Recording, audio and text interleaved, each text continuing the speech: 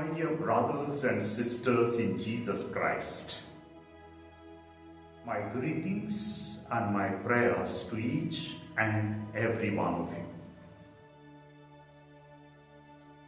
I would like to make a little reflection on one of the most beautiful, the most meaningful, and the most powerful days in the life of Jesus and in the life of every Christian, me and you as well. And that is called the Good Friday. This Friday is so different from all other Fridays. Every week we have a day called Friday. But this particular Friday is so different, so unique, so powerful, and so meaningful Friday. That's why in English it's called as Good Friday. The word good englobes varieties of things. In certain other languages it is called as Holy Friday, Sacred Friday, because it is the day when the Lord gave His life for the liberation of all of us. In some other languages it is called as Great Friday. It's absolutely Great Friday because on this day, Jesus reconciles the entire humanity with His Father. So I would like to make a very brief reflection on what happened on this Friday, the last day of the bodily existence of Jesus in this world. After the Great Supper Jesus had with His disciples on Maundy Thursday evening, Jesus after that visits three important places and carries on three attitudes. And in these three important places He goes through three different types of suffering. First, on Thursday night, He goes to a place called the Garden of Gethsemane in the Kidron Valley. All the four evangelists mention these. The Garden of Gethsemane was covered with a lot of olive trees. Most probably Jesus was frequenting this place many times. He takes some of His disciples and finally He goes alone to pray. And in this place, I would say Jesus goes through what we call the psychological sufferings of His life. Physically, He was not yet wounded, but He was going through the sufferings that He would go through on the following day, that night and on the following day.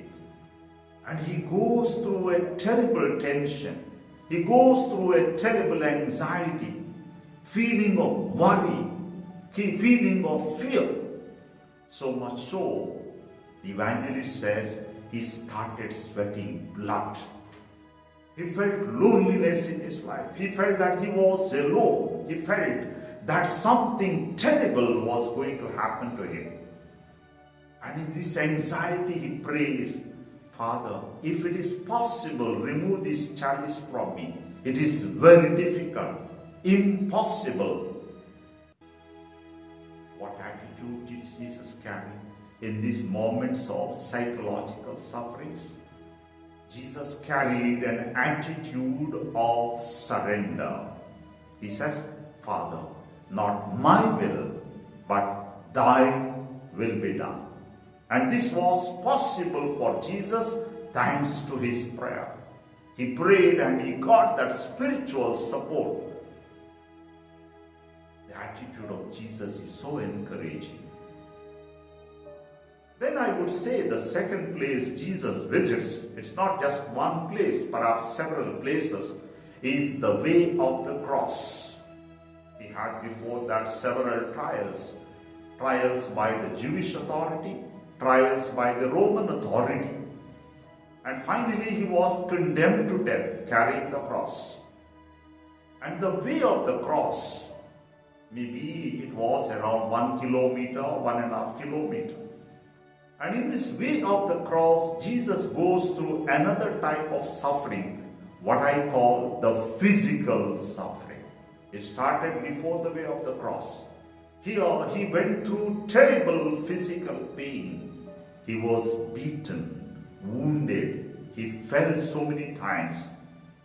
He got thorns on his head. It was an excruciating sort of pain physically. Beaten, wounded, blood gushing out, scourged, falling down, headache, hunger, thirst. Terrible it was. And in these moments of those terrible, unbelievable physical pain, bodily pain, what was the attitude of Jesus? Attitude of courage. Jesus silently bears his suffering. He was bold and courageous. He does not curse anyone.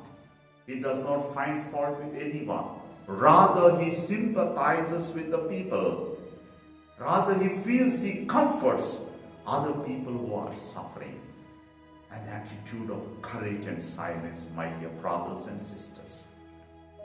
And the final place, the most important place Jesus frequents on this Friday, the Good Friday, is the Mount Calvary, called also Golgotha, the place of the skulls.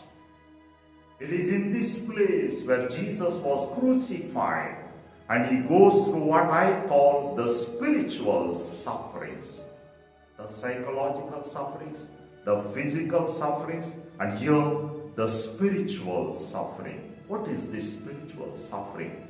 Suffering where he feels that he is totally alone. Nobody is with him. He even begins to feel the absence of God in his life. Why have you forsaken me? Everybody had forsaken him. Moreover, he feels the spiritual pain where people insult him. People lay false allegations against him.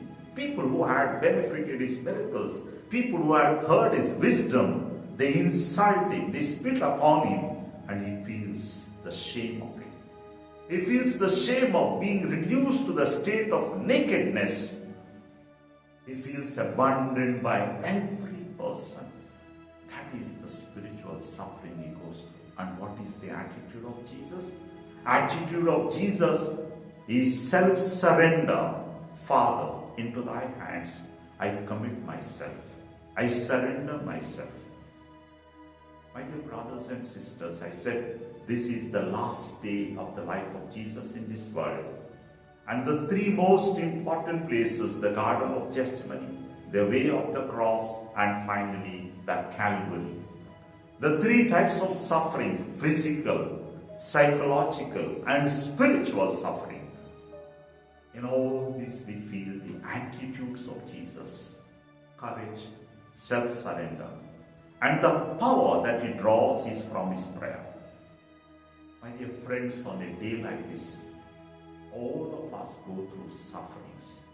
Sometimes we go through psychological sufferings, anxiety, worry, tension. What will happen to us tomorrow? What will happen to my job? What happens to my family?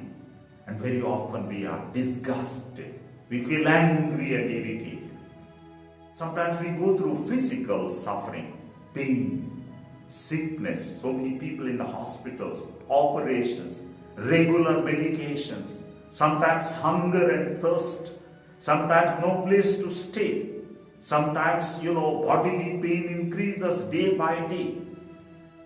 And we have the attitude or tendency to curse, to get angry, to get irritated, to shout, why me? Why not others? What have I done? And finally, we also go through the spiritual sufferings.